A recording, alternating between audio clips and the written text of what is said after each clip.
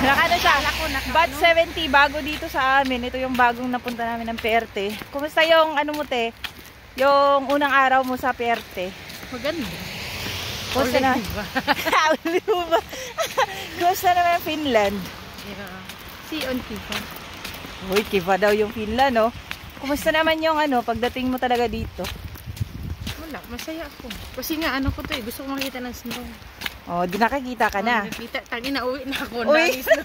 Dami pa lang snow. Oh, Akala tapos, ko saglit lang. hindi, ano na siya? Hindi pala siya humuhupa. Hindi, ngayon lang yun. Ayun lang.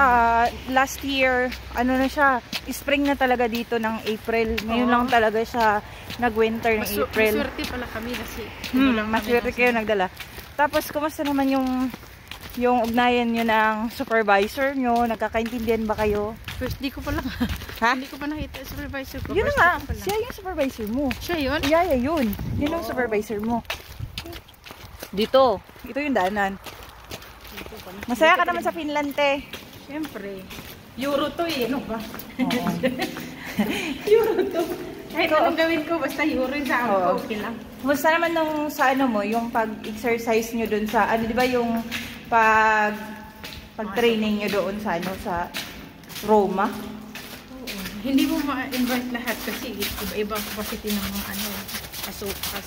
Kung sino lang yung willing, siya lang yung ano, Diba, sasama. ang ganda na experience ni Ante. Oy, batch 17 siya sa Hong Kong. Baka makaka-batch nyo to. Kilala ko mga kabatch ko eh. Okay lang mga kabatch mo. Oh, kilala ko lahat mga O, di ba? Bago siya in-interview ko na, no? Maritis talaga ako eh.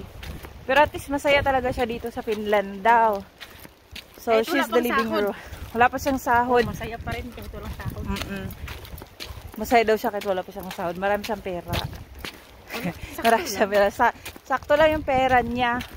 Nagpayong kami dito guys kasi ano, umuulan. It's raining. Yeah, it's raining. Snowing din pala. Oo.